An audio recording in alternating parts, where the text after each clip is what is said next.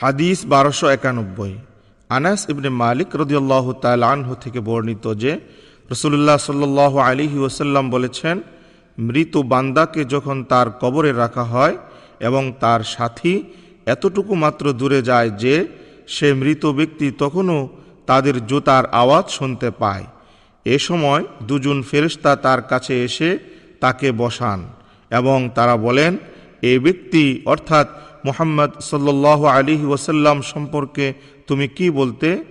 তখন মুমিন ব্যক্তি বলবে, আমি সাক্ষ্য দিচ্ছি যে তিনি আল্লাহর বান্দা এবং তার রসূল। তখন তাকে বলা হবে, জাহান্নামে তোমার অবস্থান স্থলটির দিকে নজর করো, আল্লাহ তোমাকে তার বদলে জান্নাতের একটি অবস্থান স্থল দান করেছেন। তখন সে দুটি স্থলের দিকেই দৃষ্টি করে দেখবে। কাতাদা রাহমাতুল্লাহ আলাইহি বলেন, আমাদের কাছে বর্ণনা করা হয়েছে যে সে ব্যক্তির জন্য তার কবর প্রশস্ত করে দেওয়া হবে। এরপর তিনি কাতাদা পুনরায় আনাস রাদিয়াল্লাহু তাআলা আনহু এর হাদিসের বর্ণনায় ফিরে আসেন। তিনি আনাস রাদিয়াল্লাহু তাআলা আনহু বলেন, আর মুনাফিক বা কাফির ব্যক্তিকেও প্রশ্ন করা হবে, তুমি এই ব্যক্তি মুহাম্মদ সাল্লাল্লাহু আলাইহি ওয়াসাল্লাম সম্পর্কে কি বলতে? সে উত্তরে বলবে, আমি জানি না, লোকেরা যা বলতো আমি তাই বলতাম। তখন তাকে বলা হবে, তুমি না নিজে জেনেছ না তেলাওয়াত করে শিখেছ। আর তাকে লোহার মুগুর দ্বারা এমনভাবে আঘাত করা হবে যার ফলে সে এমন বিকট চিৎকার করে উঠবে যে দু জাতি মানব ও জিন ব্যতীত তার আশেপাশের সকলেই তা শুনতে পাবে। পরিচ্ছেদ 870। কবরের আযাব থেকে পানাহ চাওয়া। হাদিস 1292। আবু আইয়ুব আনসারী রাদিয়াল্লাহু তাআলা আনহু থেকে বর্ণিত, তিনি বলেন, একবার সূর্য ডুবে যাওয়ার পর নবী করিম সাল্লাল্লাহু আলাইহি ওয়াসাল্লাম বের হলেন। তখন তিনি একটি আওয়াজ শুনতে পেয়ে বললেন, ইহুদিদের কবরে আযাব দেওয়া হচ্ছে।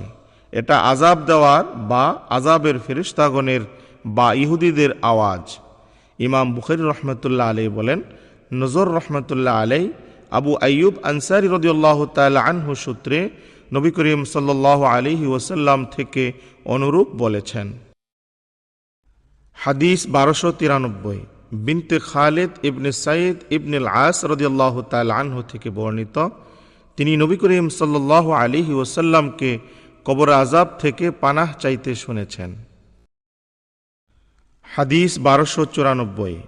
আবু হুরাইরা রাদিয়াল্লাহু তাআলা আনহু থেকে বর্ণিত, তিনি বলেন, নবী করিম সাল্লাল্লাহু আলাইহি ওয়াসাল্লাম দোয়া করতেন, আল্লাহুম্মা ইন্নী আউযু বিকা মিন আযাবিল কবর ওয়া মিন আযাবিন নার ওয়া মিন ফিতনাতিল মাহইয়া ওয়াল মামাত ওয়া মিন ফিতনাতিল মাসীহিদ দাজ্জাল।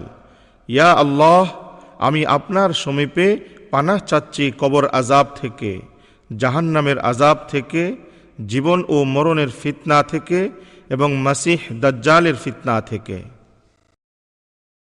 পরিচ্ছেদ 871। গীবত এবং পেশাবে অসতর্কতার কারণে কবর আযাব। হাদিস 1295। ইবনে আব্বাস রাদিয়াল্লাহু তাআলা আনহুমা থেকে বর্ণিত, তিনি বলেন, একবার নবী করিম সাল্লাল্লাহু আলাইহি ওয়াসাল্লাম দুটি কবরের পাশ দিয়ে যাচ্ছিলেন। তখন তিনি বললেন, ওই দুজনকে আযাব দেওয়া হচ্ছে, আর কোনো কঠিন কাজের কারণে তাদের আযাব দেওয়া হচ্ছে না। এরপর তিনি বললেন, হ্যাঁ, আযাব দেওয়া হচ্ছে, তবে তাদের একজন পরনিন্দা করে বেড়াতো, অন্যজন তার পেশাবের ব্যাপারে সতর্কতা অবলম্বন করত না। রাবি বলেন, এরপর তিনি একটি তাজা ডাল নিয়ে তা দুখণ্ডে ভেঙে ফেললেন। তারপর সে দুখণ্ডের প্রতিটি এক এক কবরে পুঁতে দিলেন। এরপর বললেন, আশা করা যায় যে এই দুটি শুকিয়ে না যাওয়া পর্যন্ত তাদের আযাব লঘু করা হবে। পরিচ্ছেদ 872। মৃত ব্যক্তির সামনে সকালে ও সন্ধ্যায় জান্নাত ও জাহান্নামে তার অবস্থান স্থল উপস্থাপন করা হয়। হাদিস 1296।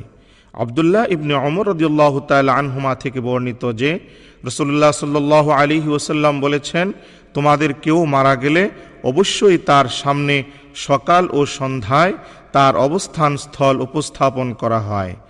যদি সে জান্নাতি হয় তবে অবস্থানস্থল জান্নাতীদের মধ্যে দেখানো হয়। আর সে জাহান্নামী হলে তাকে জাহান্নামীদের অবস্থানস্থল দেখানো হয়। আর তাকে বলা হয়, এ হচ্ছে তোমার অবস্থানস্থল কিয়ামত দিবসে আল্লাহ পাক তোমাকে উত্থিত করা পর্যন্ত। পরিচ্ছেদ 873। খাটিয়ার উপর থাকা অবস্থায় মৃত ব্যক্তির কথা বলা। হাদিস 1297। আবু সাঈদ খুদরি রাদিয়াল্লাহু তাআলা আনহু থেকে বর্ণিত, তিনি বলেন, রাসূলুল্লাহ সাল্লাল্লাহু আলাইহি ওয়াসাল্লাম বলেছেন, মৃত ব্যক্তিকে খাটিয়ায় রেখে লোকেরা যখন কাঁধে বহন করে নিয়ে যায়, তখন সে নেককার হলে বলতে থাকে, আমাকে এগিয়ে নিয়ে চলো, আমাকে এগিয়ে নিয়ে চলো। আর সে নেককার না হলে বলতে থাকে, হায় আফসোস, এটাকে নিয়ে তোমরা